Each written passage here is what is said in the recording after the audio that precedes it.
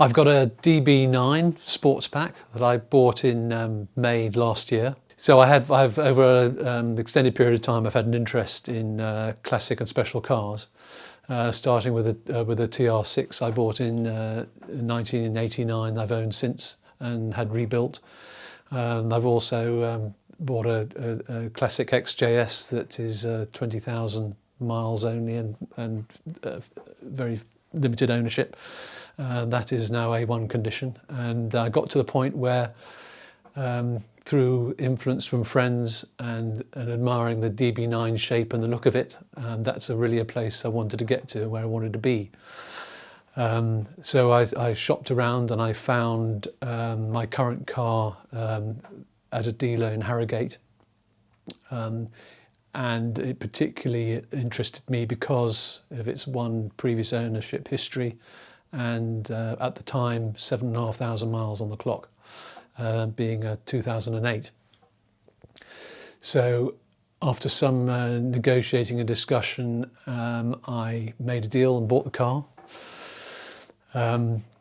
After some time, I became conscious of the fact that it had what turned out to be the historic problem of weeping shock absorbers, which I found out was a common problem. And so I had a dealer 100 and whatever point check done on it, and an astronomical price for replacing them, which led me on to research as to what could be done with the car to improve it, which is how I came to find Mike, who took me through the history and the story behind the development of the car, and pointed out the various changes that could be made to take it to the right place. In that process, I made the decision to take up his proposal of upgrading the suspension and shock absorbers to a Bilstein adjustable, and also to improve the performance, which I noticed felt a little bit suffocated under acceleration. I was persuaded that it could be improved significantly with better breathing by replacing the exhaust manifolds and putting a tubular manifold on. So that was ultimately the way I went. So the car has now been through the modification and is running superbly. So this is my first Aston, and the way what took me to Aston was friends who are Aston owners, and also starting to research the market, just being very attracted by the shape and the look of them. They just struck me as particularly beautiful looking pieces of machinery. So that's what started my obsession with the Aston brand. At the time DB9 came out, I was always at that time something that was out of reach. It was always something that was at a higher level, that where I was at that time was something that was always beyond me.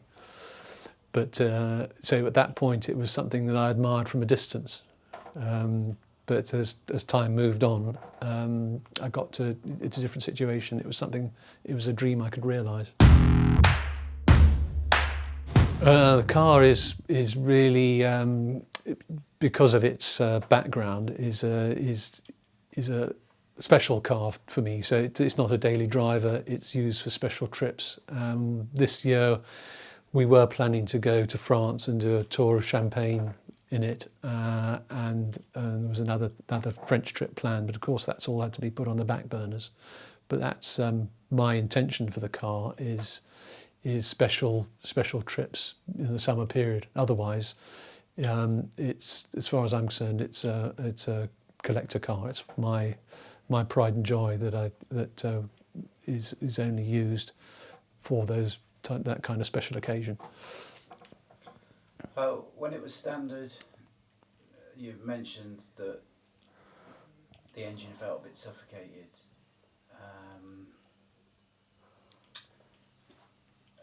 You've got a special car that you want to keep special. Obviously, the way it was performing led you to modify it to get a better outcome?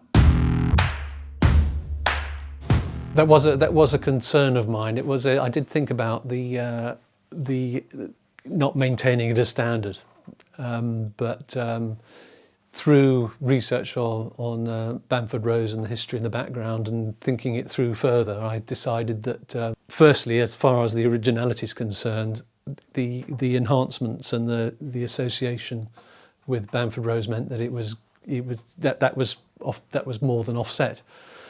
And so at the same time, I had an enhanced original car, which I felt was something that worked for me. I did spend some time thinking about, and it was the research into your reputation and what you've done and your standing, etc., that gave me the confidence that it was the right way to go. Well, it sorted all the breathing problems. It accelerates and it performs significantly better than it did. And one of the other problems it had original was a kind of a crashy suspension ride at slow speed around town, and that's all been sorted. So I'm trying to put a percentage on it, but it's 80-90% improvement in terms of dealing with those problems. Anyway, the further aspects that I would like to address are really the sound. I'd like to get a DBS back box on it to get the full crisp exhaust note sorted out, which is still a little bit not quite right. And the only other real kind of lesser issue is getting a better leg spacing onto the throttle for my long legs. It's not a problem I've had in other cars. It just seems particularly the furthest back the seat goes relative to the throttle position is too short a distance from my right leg to get comfortable, fully comfortable. Of course, if I'm driving at pace and the regular throttle movements, it's less of an issue. It's where you're maybe on long trips on motorways, etc., where you've got a steady position. It tends to get more uncomfortable. But as I say, it's the way I use the car. It's actually just seeking perfection rather than actually it being a problem that's a significant challenge. Because of the way I've done it, I've always got cars that I've then taken to their ultimate and kept them, rather than wanting to keep chopping and changing. So it's not something I'm going to obviously spend that kind of money on and expect to get it back. It's something that I'm investing in for my own satisfaction and enjoyment over time. Jag's been a bit more of a challenge because it was supposedly so well looked after, but it's now found to have got one or two problems that were hidden, which are being sorted currently. So that's kind of, that car is a piece of history. It's not something like the DB9 that's a real performance animal. It's just something art-wise, or the look of it is just something that's quirky and different and part of my childhood, I suppose. Going through from the Triumph to the Jag to the DB9,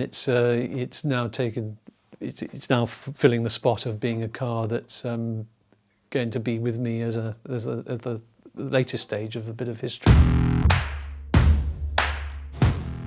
It triggers a kind of a real feeling of achievement and love of the noise and the shape and the feeling, the precision, the handling of the car on the road is just so sorted and solid compared to cars I've of a similar nature that I've owned in the past. It's just makes a wonderful noise and it drives beautifully. Well, to begin with, when I first bought the car, it had a tendency to be very rattly and bumpy over at slow speed through regular roads. That was a real problem, and the work that I've had done has really sorted that out. It now rides much more supply and more comfortably. Plus, I've now got this a setting on the suspension that means that I can firm it up if I need to for faster driving. So on the ride side of things, that's made a big difference. Well, going to corners before was another part of the suspension improvement. It was tended to be a little bit wallowy. The strengthening of the chassis that's been done has made a big difference there. It is much more solid and planted compared to the way it used to be. So it gives a much more confidence in the ride. Well, previously it was very much, although there was a lot of power at 450 horsepower. You're not short of power, but it was under acceleration. It was the real feeling that it was suffocated. It didn't really move up towards the red line very quickly. Now with the modification, a bit of a blip of throttle is instantly responded to, so you get an instant reaction rather than a slightly wheezy kind of delayed response. The performance now is such that it's impossible to really take it to its limit without being very illegal. So I drive according to circumstances, and when there's an opportunity to push it a bit, I enjoy doing that. From my point of view, this is more a special car for use on trips around Europe and special occasions at home. Not something I want to push to that extent on a track. I want to maintain its standard of its quality and have it in a good state, which track days wouldn't really help too much. Well, I mean, obviously, if they're happy with the way it is, then that's point one. But inevitably, if it's an unmodified standard DB9, there will be a quick appreciation that it struggles in some areas, notably ride and acceleration and engine breathing. And if that's an issue that they want, any owner wants to address, then Mike at Bamfordrose is the guy to talk to, because he's got a number of good ways of sorting those kind of problems out. I'm keen to. I've always been keen on DBS, so DBS Volante is something that I would I'd very much like to lay my hands on. Should the resources allow me to do so.